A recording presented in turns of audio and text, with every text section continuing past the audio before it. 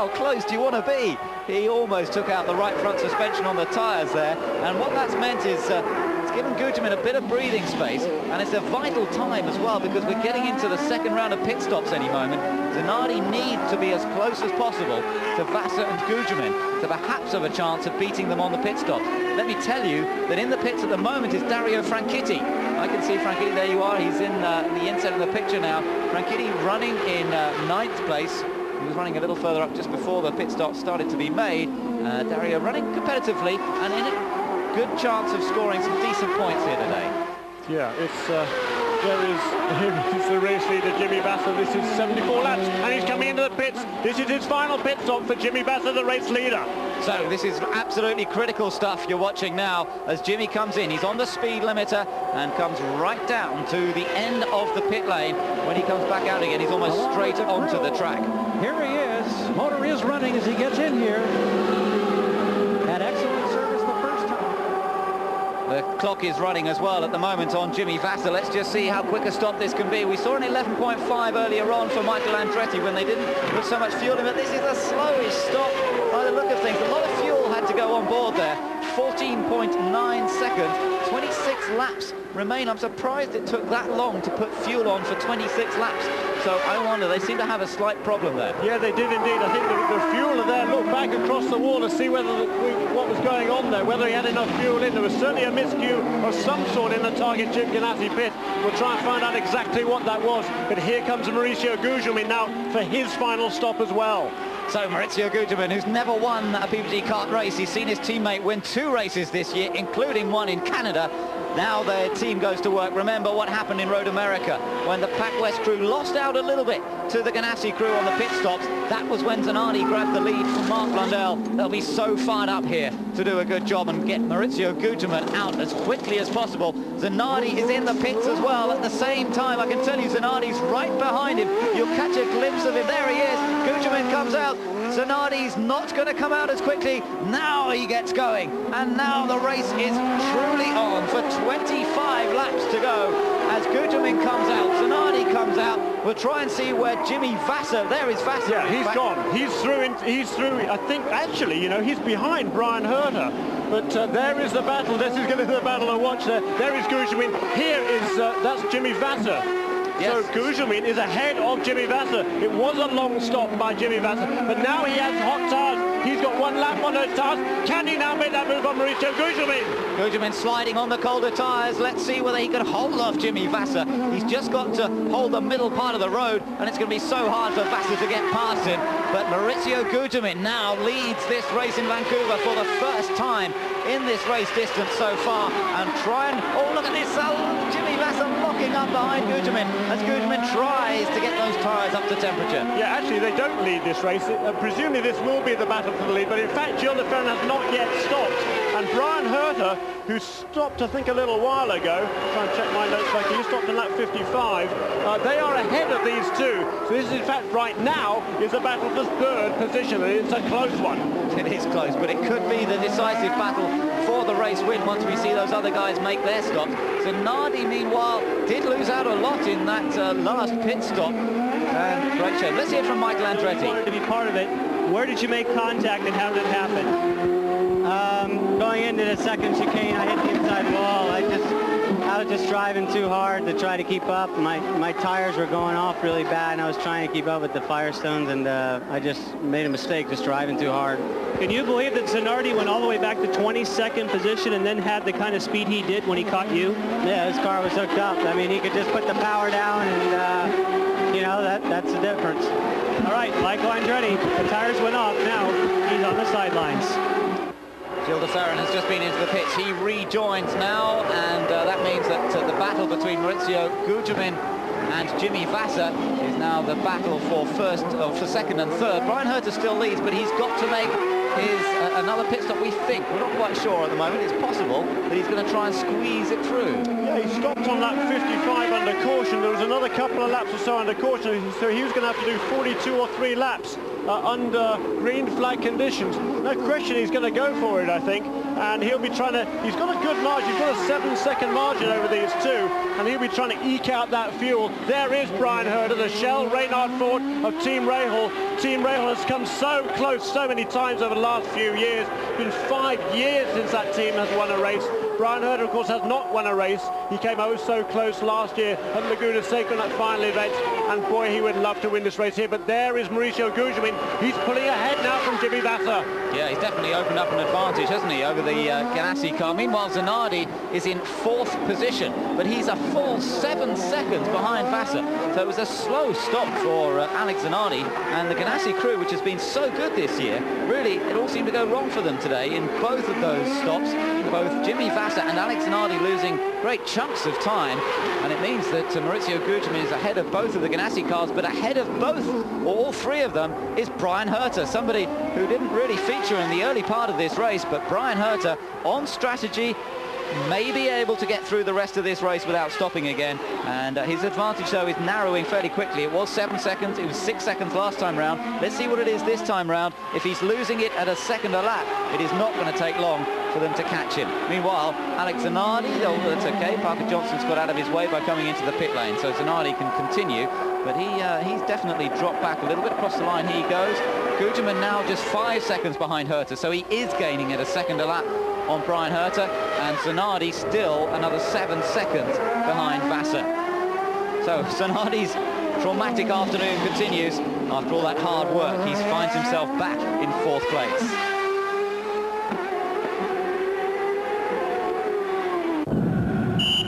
Brian Herter is on lap number 82 at the moment. 18 laps to go here.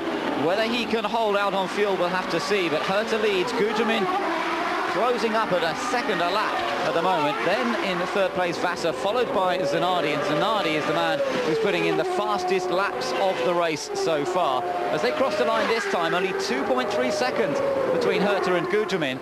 Then it's another 4 seconds back to Vasser, but Zanardi is now only 2.7 seconds behind his teammate Jimmy Vasser. He was 7 seconds behind only 3 laps ago, so it's a remarkable catch-up process. Yeah, last lap around. Oh, no! Oh, there is Alex Zanardi. He's made another mistake at the turn 3 end, but he's beckoning for the marshals to come along and being pushed on. He stalled the engine again. Can you believe it? Last time around, a 55.1. That's an amazing pace for 82 laps into this race, but Zanardi has thrown it all away. He's praying to the marshals, please, please push me, get me going, get me into this race again. I cannot believe it.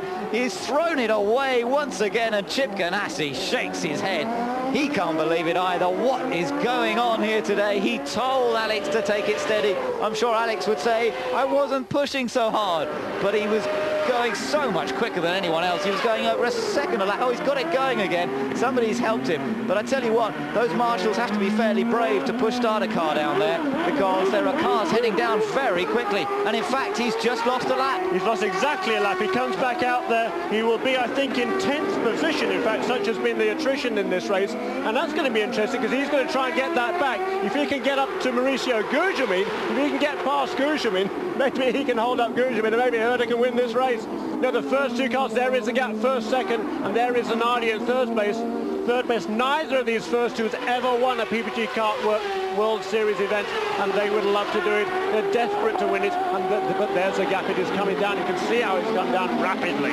What a race this is turning into. Fantastic. We've had some great races this year, but this ranks amongst the best. Brian Herter leads from Mauricio Gugelmin, Jimmy Vasser. Al Unser Jr. is now in 4th position, believe it or not. We've been concentrating on the leaders so much that we've really missed the fact that the Penske has come up to 4th place. And that's a remarkable performance from Al Unser Jr. Gilles de Ferran 5th. Mark Blundell is in 6th place. Yeah, we talked about that earlier. I'm pretty sure he's going to have to make a pit stop. He came on lap 50. It was right at half distance. It was actually just before lap 48 he came into the pits. So I'm pretty sure Unser's going to have to make another pit stop. I don't think he can go the distance. We'll see whether Brian Herter can. But still a great drive by Al Unser Jr. and great strategy by Roger Penske. Look how close the top cars are now. Remember, Herter leads, Gugelmin second, Zanardi now well down the order. He's in 10th place as a result of the second mistake of the race. But he's desperate to get past these two to go chasing after everyone else. Now, Gugelmin sensibly is not going to fight him here, and Zanardi gets past Gugelmin straight away. Didn't have to think about that at all. He now goes chasing after Brian Herta, but the next one he's really got to get past to gain position is Christian Fittipaldi. So that's the one he'll be looking to get past. He's got to get past these two. Meanwhile, Herta and Gugelmin can continue their battle for their first victory in the championship. Jimmy Vasser, meanwhile, has dropped back a bit. We heard a story that perhaps he's in some sort of tyre trouble. And that does seem a great shame for Vasser, who was running so well in the early part of this race. But it looks as though the #1 car of Jimmy Vasser could be in some sort of tyre difficulty, and that may explain the fact that he's dropped back from Herta and Gugelmin over the last few laps. Let's watch Zanardi. I wonder what spot he's going to pick this time to find his way past. We've seen him overtaking just about everywhere. And we've also just heard on the radio that it could have been a brake problem for Alex Zanardi. Remember, we did mention that earlier, didn't we? Yeah, it was a brake problem. He braked too late. He certainly hasn't had problems getting past anybody else down in that corner, has he? No. So I think that's a little bit wishful thinking there. Here he is. He's certainly been a little bit more tentative this time and doesn't try and make the pass this time. There's a slower car ahead of Brian Herta. And oh my dear, they made contact. That was a little unnecessary, I think, by Alex Zanardi. He is a lap down. He does want to get the lead lap back. But oh no, what are they doing? What are they doing? Alex Zanardi makes contact with Brian Herta when Herta's leading the race.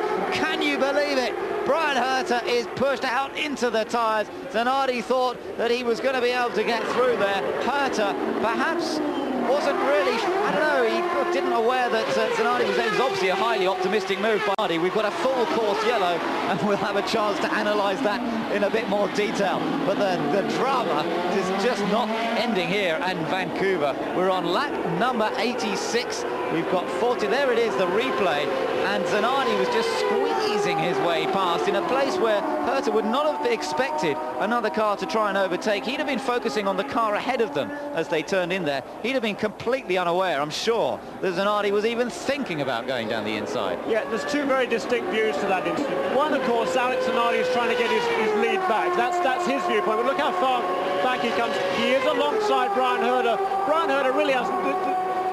He's trying to stay ahead of the race leader. I mean, he is the race leader. He's trying to maintain that advantage over Mauricio Gugelmin. And I don't know, the way I look at it is that if somebody's trying to get your lead back from the race leader, you better make a pretty clean pass. And I don't think that was a very clean pass. At the same time, Brian Herta knew that Alex Zanardi was a lot faster than him, so there is an argument perhaps he should have let him go. But I don't know, it seems a great shame to end the motor race that way for Brian Herta, who once again had put on a superb performance for Team Rahal. Absolutely, and he's got the car running again. They've got it out of the tyres. Look, there he goes, bringing it round. And I wonder just how much damage has been done to the car. You saw Alonso Jr. and Mark Blundell then in, by the way. Remember, Mark had made a stop earlier on. He was really perhaps counting on more yellows earlier on to be able to make it through to the end. Alonso Jr., that would have dropped him down from 4th place. We'll wait to see how that sorts out. Now, Brian has not come into the pit, so perhaps that car's still running okay, but of course, it's ended any chance that he had of taking a win here, which was a very real chance. So highly disappointing there for Brian Herta. Tell you what though, Alex Zanardi is back on the lead lap. We've still got 12 laps to go, and he's back in 9th place now, Alex Zanardi. But with all that argy-bargy, he has done the job. He's got himself back on the lead lap, and it's not over yet, is it? It's certainly not. Gugelmin leads them round. Jimmy Vasser second. De Ferran in 3rd position, as we've still got 12 laps to go. All sorts of fun and games. A remarkable afternoon from Alex Zanardi's point of view. Look how close he is now to the back of Alonso Jr.'s car. But remember, in terms of the championship, Gilles de Ferran is ahead of him. And de Ferran being ahead of him means that Zanardi would not wrap up the title if he finishes where he is now. Interesting, he'll still score points, he'll still be in great shape, of course, but he would not actually wrap it up here today. But the main thing on his mind at the moment is finding his way up into 4th place to get past Alonso Jr. And that's not going to be an easy piece of work at all. I don't know, I think his car is much faster than Alonso Jr.'s Penske Mercedes, and I think the Firestone tyres will be in good shape as well. He eases off a little bit there on Alonso, but look at him making it up again on the main straightaway here. And through turn 2, he hangs back going into that corner so as not to lose the downforce and pounces down the inside. Beautiful move. Yeah, locks it up a bit though there. He's may well lose it again to Alonso Jr. as they come out. Jr. trying to squeeze him. Oh, they're nearly great contact. And now Zanardi's got the inside for the chicane. And Franchitti trying to make a move on Unser. Be careful. These two have made contact before, remember. Portland was where they fell out fairly comprehensively.